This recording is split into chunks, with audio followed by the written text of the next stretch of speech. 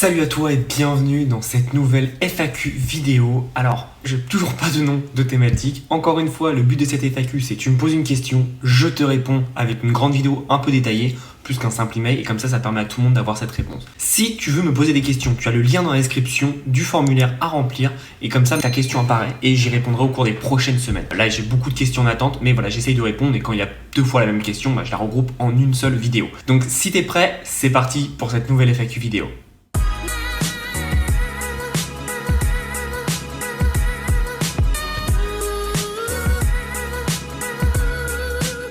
Donc là j'ai une question aujourd'hui qui est très importante, c'est comment tester une niche, un design avant de créer tout un écosystème de réseaux sociaux pour voir si ma niche du print on demand est viable ou non.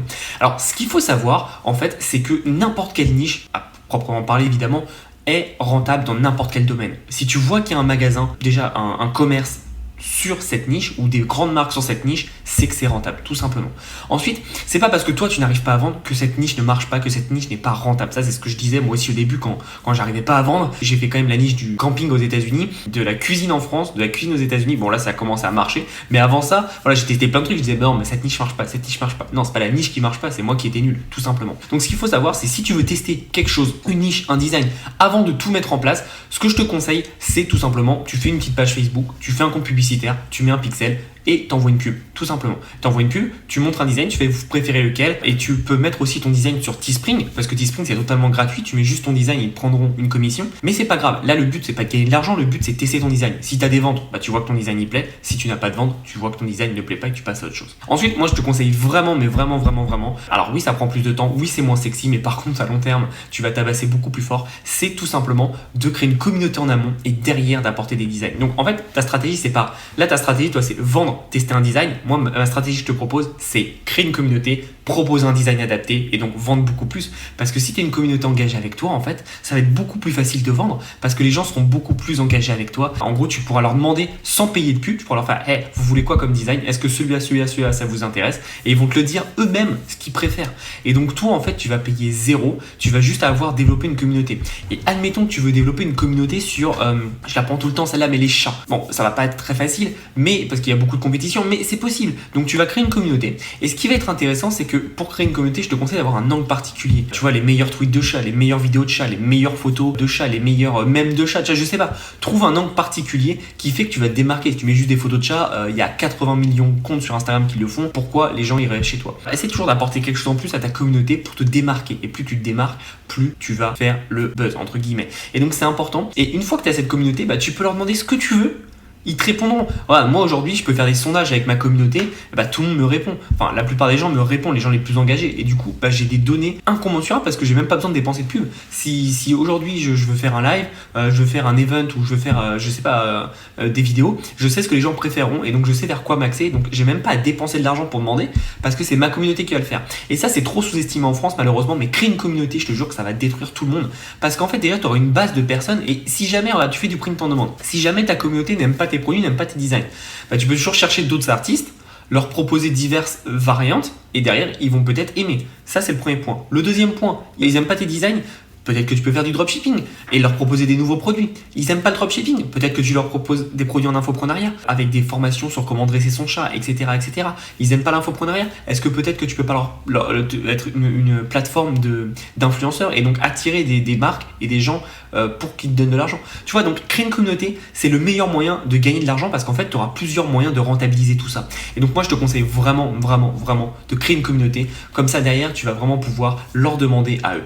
Donc voilà comment faire. Après, si tu veux tester un design très rapidement, je te dis, tu mets une page Facebook, t'envoies une pub et c'est parti et tu auras la réponse. C'est pas ce que je conseille parce que c'est des gens qui te connaîtront pas. Et donc du coup, tu auras des... Tu sais, c'est comme si j'allais dans la rue et je dois me poser une question sur ma vie personnelle à quelqu'un qui me connaît pas. C'est assez compliqué et c'est surtout, si tu cibles mal, ça peut ne pas être ton audience. Et donc peut-être que, je sais pas, tu montres 4 designs, ils vont tous dire c'est le design 1, mais c'est pas du tout ton cœur de ton audience.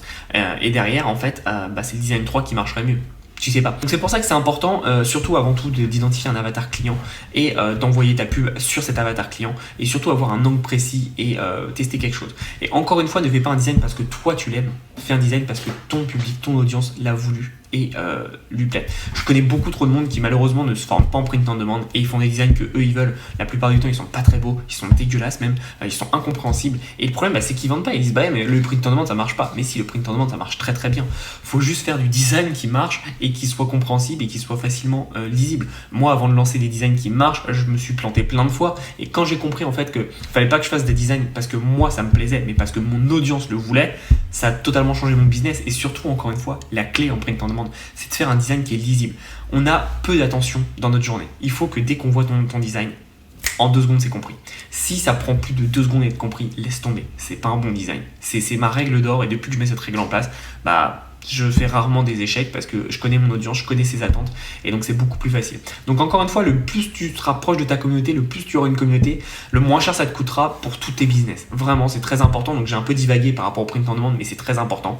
Et encore une fois, pour tester un design, le plus simple c'est de faire une pub et d'envoyer tout ça d'un coup. Par contre, j'aimerais revenir sur un point de la question. J'ai la question à droite, pour ça que je vois. C'était afin de ne pas faire ça pour rien. Alors déjà, si tu crées un écosystème de réseaux sociaux et une communauté, tu ne feras jamais rien pour rien. Tu ne feras jamais ça pour rien, pardon. Comme je te l'ai dit, le fait d'avoir une communauté, ça te permet derrière de la monétiser, peu importe ce que tu fais. Aujourd'hui, il y a un business qui est sous-exploité, c'est de créer des communautés. Le plus de communautés tu vas créer, le plus de pages, de comptes YouTube, etc. tu auras qui sera gros, le plus tu auras la possibilité, l'éventail de les monétiser. C'est vraiment important. Je sais que c'est pas sexy, je sais que ça fait pas rêver, que ça prend du temps, mais je te jure que derrière, tu peux vraiment gagner beaucoup d'argent.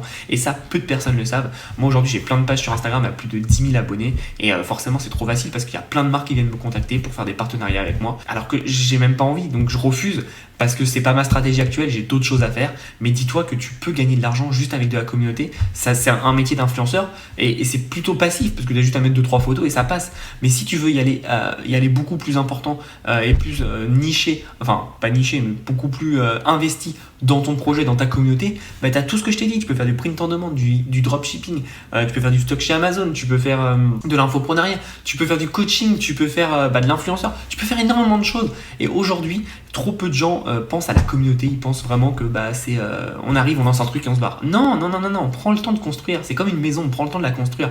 Plus ça sera construit solidement, plus tu auras des belles fondations et plus tu auras un business qui travaillera pour toi. Là, ce que tous les gens font, malheureusement, à 99% du marché, c'est qu'ils créent un business pour travailler sur ce business et pas l'inverse. Il faut que ton business travaille pour toi. Et la meilleure façon de faire ça, c'est de créer une communauté. Donc, ça ne sera jamais inutile de créer des communautés et de créer une présence sur les réseaux sociaux. Donc, pense ça, mets-le en action. Je te remercie de ta question. J'espère qu'elle aura été assez claire. Si tu as des questions par rapport à cette vidéo, comme d'habitude, tu mets en commentaire. Et si tu as des questions auxquelles tu souhaites que je réponde, tu vas dans la FAQ, dans la description, et il y a un formulaire pour répondre, pour poser ta question sur la FAQ. Pardon, j'ai eu du mal. Je te souhaite une belle journée. En attendant, passe à l'action et on se retrouve dans une prochaine vidéo. À bientôt.